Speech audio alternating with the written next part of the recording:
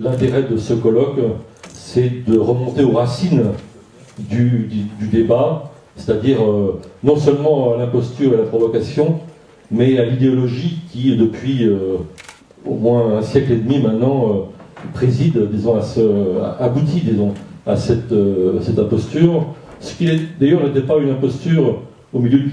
XIXe siècle. Je fais allusion bien entendu au positivisme qui en effet a accompagné à certains égards l'avènement de la démocratie, mais qui est devenu au fil du temps une imposture au gré d'une histoire tragique. Est-il possible encore aujourd'hui, disons, de se réclamer de cette science qui échapperait à tout contrôle démocratique, qui serait elle-même intrinsèquement démocratique, alors que nous avons vécu le stalinisme, le nazisme, et que nous vivons aujourd'hui un productivisme ultralibéral qui instrumentalise aussi la science et qui tente, au nom d'intérêts particuliers, de soustraire la science au contrôle démocratique. Alors, si Politis se trouve dans ce débat, ce n'est pas tout à fait par hasard. D'ailleurs, je dois dire qu'on a quand même une longue histoire commune avec Benjamin Dessus, Jacques Testard et quelques autres, depuis le manifeste positiviste, justement, d'Heidelberg, au moment du sommet de Rio, et l'appel à la raison qui avait été lancé par quelques-uns des amis qui sont ici aujourd'hui, et que nous avions à l'époque déjà relayé. Ce journal fut, je crois, le premier à créer une rubrique écologie dans la presse française, dès 1988. Donc il y a une continuité dans ce combat, et je suis tout à fait heureux et fier de me retrouver avec ces amis, mais toujours dans le prolongement du même combat. Mais ce n'est pas un hasard non plus, parce que nous avons aussi à balayer devant notre propre porte, nous autres journalistes, évidemment la question du contrôle citoyen, du contrôle démocratique des avancées scientifiques pose la question de la médiatisation de ces intermédiaires que nous sommes, nous autres journalistes, dans l'accès que les citoyens, nos concitoyens, peuvent avoir aux questions scientifiques. Or, hélas, trop souvent,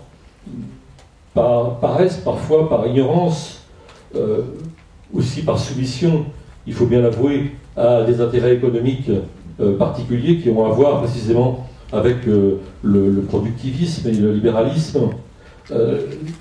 Les journalistes ne remplissent pas leur rôle, mais c'est aussi peut-être, et là c'est quelque chose sur quoi il faut s'attarder quand on veut réfléchir à notre métier, et au fond l'épistémologie à laquelle on invite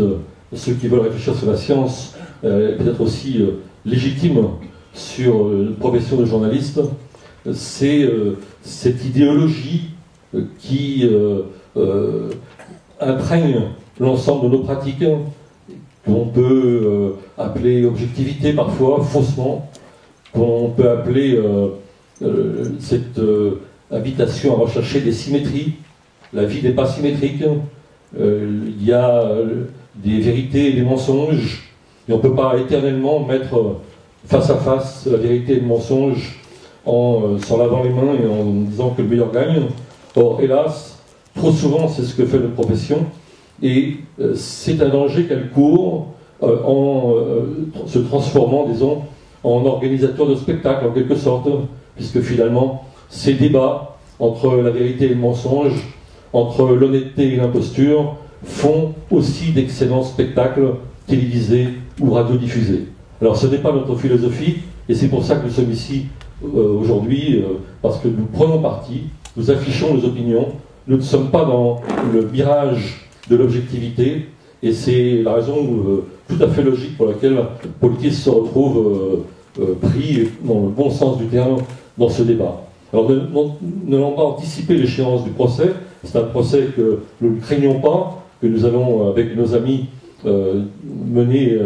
de pied ferme, si j'ose dire, et avec beaucoup d'arguments. On va probablement revenir sur l'imposture et les provocations d'Allègre, mais on va s'en échapper aussi pour, je l'espère, j'en suis persuadé, vu les amis qui nous accompagnent, élever le débat. Alors ça va se présenter sous forme de 3 tables rondes. Je laisserai tout à fait le soin à Patrick Pirot,